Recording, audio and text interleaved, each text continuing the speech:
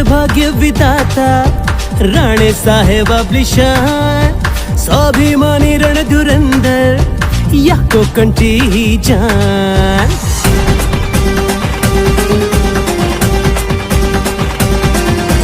राणे साहेब आमचे राणे साहेब आमचे राणे साहेब आमची शान. राणे साहेब आमचे राणे साहेब आमचे राणे साहेब आमची जान. राणे साहेब आमचे राणे साहेब आमचे राणे साहेब आमची शान. राणे साहेब आमचे राणे साहेब आमचे राणे साहेब आमची जान. कभी हार न मानने की आदत ही सबसे बड़ी जीत दिलाती है. होय, हेच शब्द आपल्या व्यक्तिमत्वातून सिद्ध करणारं अलौकिक लोक नेतृत्व बॅरिस्टर नाथ पै आणि मधु दंडवते यांच्यानंतर आपल्या झंझावाती कार्यशैलीनं अवघ्या जगभरात कोकणची ओळख बनलेलं हे दूरगामी नेतृत्व केवळ भाषणात नव्हे तर आपल्या कामातून बोलणारं आणि कोकणच्या विकासाचं विजन केवळ स्वप्नात न ठेवता प्रत्यक्षात साकारणारं हे किमयागार व्यक्तिमत्व. सरकारमध्ये राजकीय दबदबा आणि प्रशासनावर पकड असणारं हे दबंग नेतृत्व.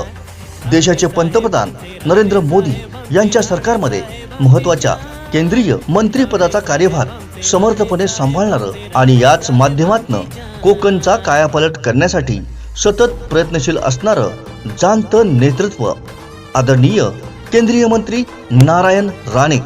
मी वाटचाल केली, शिवसेनेतून सुरुवात झाली, त्यानंतर काँग्रेस आणि आता भारतीय जनता पक्षात आहे. हा शेवटचा प्रवास आहे. आता याच्या नंतर कोणता पक्ष नाही आहे. पण एक गोष्ट मी तुम्हाला सांगू इच्छितो अभिमानाने, मी ज्या पक्षात असतो 100% असतो, 99% पण नाही, मला आवडत नाही. सध्या जितका वाटतो तितका राजकारण हा साधा आणि सोपा विषय नाही. प्रचंड कष्ट करण्याची तयारी, जिद्द, चिकाटी, अभ्यास आणि मुत्सद्दीपणा यातूनच खरा राजकारणी घडतो. या सर्वांइतकाच पाठीवरचा हातही महत्वाचा. आदरणीय दादांना सुरुवातीच्या काळात हा पाठीवरचा हात लाभला तो हिंदुहृदय सम्राट बाळासाहेब ठाकरे यांचा. त्यावेळच्या काँग्रेसी राजकारणाच्या अनेक प्रचलित प्रथा, परंपरा यांना भेदून आदरणीय दादांनी आपलं भक्कम स्थान निर्माण केलं. याच यशस्वी वाटचालीचा मानबिंदू ठरलं ते त्यांना मिळालेलं मुख्यमंत्रीपद. अवघ्या कोकणसाठी हा अभिमानाचा आणि स्वाभिमानाचा काळ ठरला. आपल्या मुख्यमंत्री पदाच्या कारकिर्दीतही आदरणीय दादांनी आपल्या वेगळ्या कार्यशैलीची मोहर उमटवली. धडाडीनं निर्णय घेतले आणि तितक्याच वेगानं ते प्रत्यक्षात आणले. आपल्या कामातूनच त्यांनी आपली निवड कशी सार्थ आहे हे दाखवून दिलं. महाराष्ट्राच्या राजकारणात आणि विकासातही नेहमीच अन्याय झालेल्या कोकणवासियांसाठी आदरणीय दादांच्या रूपानं एक आधुनिक भगीरथ मिळाला. कोकणच्या विकासाचं एक वेगळं विजन असणाऱ्या दादांनी विकासाचा आराखडा तयार केला आणि कामालाही प्रारंभ केला. हे पाऊल अत्यंत आवश्यक होतं, कारण वर्षानुवर्षे कोकणातले प्रश्न कायम होते. निसर्गाचं भरभरून वरदान लाभलं असतानाही कोकण पर्यटनात नजीकच्या गोव्यापेक्षा मागं होतं. बेरोजगारांचा लोंढा मुंबईला जातच होता. रस्ते, वीज, पाणी, आरोग्य, शिक्षण अशा मूलभूत सुविधांचा तर कायमचा दुष्काळ. हे परिवर्तन घडवायचं तर त्यासाठी आदरणीय दादांसारखाच धडाडीचा नेता हवा आणि हे त्यांनी सिद्धही करून दाखवलं. केवळ निधींच्या घोषणा करून आणि टेंडर काढून विकास कधीच होत नसतो. त्यासाठी एक दिशा आणि भूमिका निश्चित करून वाटचाल करायची असते. राजकारणात एवढ्या वर्ष मी कधी हरलो नाही, पण तुम्हाला एक सांगतो मी, पण मला वेळ द्या. मी हा प्रश्नाला तुम्हाला नोकऱ्या मिळेपर्यंत मी सरकारला स्वस्त बसू देणार नाही. समोर येणाऱ्या संकटांना आडवं करण्याची धमक ठेवायची असते. प्रशासनावर मजबूत पकड ठेवायची असते आणि हे करीत असतानाच राजकीय हितसंबंधही तितक्याच प्रगल्भतेनं टिकवायचे असतात. आदरणीय दादांनी अगदी सुरुवातीपासूनच आपल्या राजकारणाची ही दिशा निश्चित केल्यामुळं त्याचा फायदा अवघ्या कोकणला झाला. कोकण रेल्वेनंतर अगदी अल्पावधीतच अनेक मोठे प्रकल्प कोकणात आले. सिंधुदुर्ग हा स्वतंत्र जिल्हा बनला. इतकेच नव्हे तर देशातला पहिला पर्यटन जिल्हा होण्याचा बहुमानही या जिल्ह्याला मिळाला. जिल्ह्याच्या दरडोई उत्पन्नात मोठी वाढही झाली. कोकणातल्या या झपाट्यानं झालेल्या परिवर्तनामुळे एक सत्य सूर्यप्रकाशा इतकं लख्खपणे समोर आलं की विकासाचा बॅकलॉग भरून काढत कोकणला समृद्ध करायचं असेल तर त्यासाठी आदरणीय दादांसारखंच खमकं नेतृत्व हवं. संतांनी म्हटलंय, येरा गाबाळ्याचे काम नव्हे, ते पाहिजे जातीचे. म्हणूनच राजकारणातली ही राणे स्टाईल आज महाराष्ट्राच्या कानाकोपऱ्यात आणि तितकीच दिल्ली दरबारीही फेमस आहे. आदरणीय दादांच्या या संपूर्ण वाटचालीमधलं एक सर्वात मोठं वैशिष्ट्य मानलं जातं ते म्हणजे स्वतःच्या हिमतीवर कायापालट करण्याची त्यांची धमक.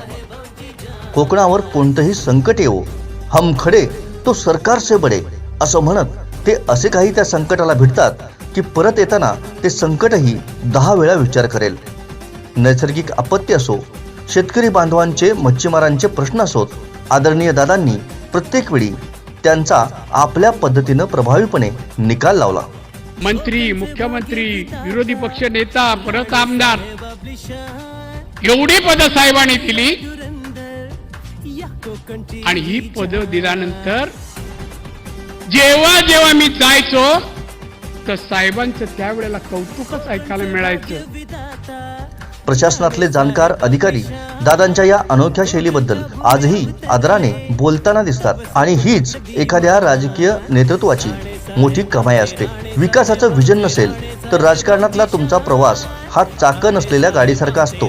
आदरणीय दादांनी मात्र राजकारणात एक विजन ठेवलं, ते म्हणजे कोकणला जगाच्या नकाशावर झळकवण्याचं, कोकणचा कायापालट करायचा, कोकणवासियांना समृद्धीचे दिवस दाखवायचे. आणि हे करीत असताना जे काही करायचं ते भव्य दिव्यच करायचं. याच भूमिकेतनं जगभरातील पर्यटकांना आकर्षित करणारे प्रकल्प पुढे आले. तातडीच्या वैद्यकीय सेवेसाठी कोकण गोव्यावर अवलंबून आहे, परंतु यासाठी सरकारची वाट न पाहता ही परिस्थिती बदलण्यासाठी त्यांनी मोठ्या प्रयत्नातून पडवे इथं लाईफटाईम हॉस्पिटल आणि मेडिकल कॉलेज उभारलं. हे आरोग्य तीर्थ आज अत्याधुनिक वैद्यकीय सेवेबरोबरच कोकणातील मुलामुलींना डॉक्टर बनवण्यासाठी कार्यरत आहे. हे आरोग्य तीर्थ उभारल्यावर महाराष्ट्राच्या कानाकोपऱ्यातून एकच प्रतिक्रिया आली, ती म्हणजे हे फक्त राणेच करू शकतात. कोकणवासियांनी अगदी सुरुवातीपासूनच आपल्या काळजात जपलेलं हे नेतृत्व आहे. म्हणूनच कोकणच्या प्रगती एक्सप्रेसला कोणतं इंजिन जोडायचं याचा अचूक निर्णय घेत पंतप्रधान मोदी यांनी आदरणीय दादांना केंद्रीय मंत्रिपद दिलं. भाजपसारख्या सर्वात मोठ्या पक्षाचं केंद्रीय मंत्रिपद कोकणला मिळणं ही आदरणीय दादांच्या माध्यमातून पंतप्रधान मोदी यांच्याकडून कोकणवासियांना मिळालेली सर्वात मोठी भेट आहे. स्वतःच्या कर्तबगारीवर भक्कमपणे उभा असणाऱ्या या नेतृत्वाला केंद्राची ताकद मिळाल्यावर आता कोकणचा विकासही डबल इंजिन विकास होतोय, याची प्रचिती आपण सर्वच जण घेतोय. आदरणीय दादांसारख्या दमदार नेतृत्वामुळे निश्चितच येणाऱ्या काळात आपल्याला नवा कोकण पाहायला मिळेल. कोकणच्या सर्वांगीण विकासासाठी अतिशय तळमळीनं आणि अखंडित काम करणाऱ्या आदरणीय दादांना पुढील वाटचालीसाठी आणि वाढदिवसानिमित्त कोकण साथ लाईव्ह टीमच्या हृदयापासून शुभेच्छा. राणे साहेब आमचे, राणे साहेब आमची शान, राणे साहेब आमचे, राणे साहेब आमचे, राणे साहेब आमची जान. सूक्ष्म लघु मध्यम उद्योग मंत्री माननीय श्री नारायण राणे साहेब यांना वाढदिवसाच्या हार्दिक शुभेच्छा. शुभेच्छुक सौ संजना संदेश सावंत, माजी जिल्हा परिषद अध्यक्ष सिंधुदुर्ग, श्री संदेश उर्फ गोट्या सावंत, माजी जिल्हा परिषद अध्यक्ष सिंधुदुर्ग, संस्थापक अध्यक्ष युवा संदेश प्रतिष्ठान. सूक्ष्म लघु मध्यम उद्योग मंत्री माननीय श्री नारायण राणे साहेब यांना वाढदिवसाच्या हार्दिक शुभेच्छा. शुभेच्छुक Santosh Chavan, Empire group builders and developers.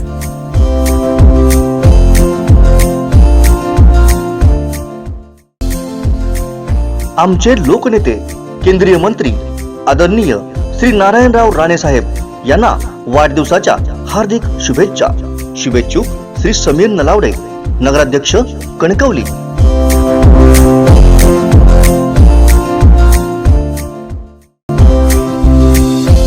कोकणचे भाग्यविधाते आमचे मार्गदर्शक केंद्रीय मंत्री आदरणीय नारायणराव राणे साहेब यांना वाढदिवसाच्या खूप खूप शुभेच्छा. शुभेच्छुक सच्चिदानंद उर्फ संजू परब, माजी नगराध्यक्ष तथा जिल्हा प्रवक्ते भाजपा.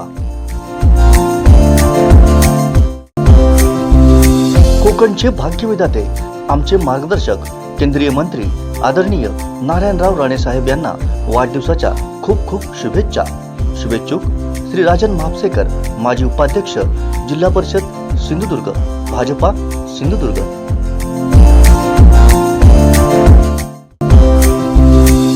कोकणचे भाग्यविधाते, आमचे मार्गदर्शक, केंद्रीय मंत्री आदरणीय नारायणराव राणे साहेब यांना वाढदिवसाच्या खूप खूप शुभेच्छा. शुभेच्छुक श्री सुधीर दळवी, तालुकाध्यक्ष, भारतीय जनता पार्टी, दोडामार्ग आणि दोडामार्ग मधील तमाम भाजपा पदाधिकारी आणि कार्यकर्ते.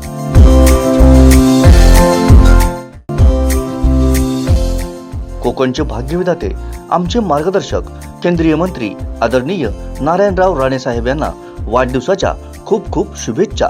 शुभेच्छुक श्री अजय गोंदावळे, शहराध्यक्ष, भाजपा सावंतवाडी.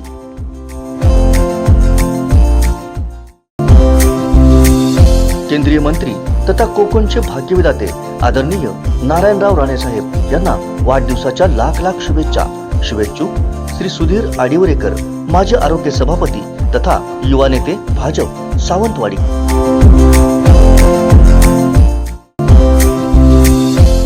केंद्रीय मंत्री तथा कोकणचे भाग्यविधाते आदरणीय नारायणराव राणे साहेब यांना वाढदिवसाच्या लाख लाख शुभेच्छा. शुभेच्छुक श्री संतोष गावस, कट्टर राणे समर्थक, सावंतवाडी.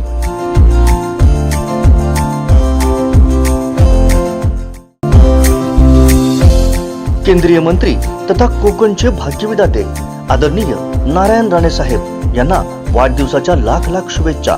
शुभेच्छुक श्री विराग मडकईकर, युवा उद्योजक तथा बूथ प्रमुख, भारतीय जनता पार्टी, SM मडकईकर, सुवर्णकार, सावंतवाडी.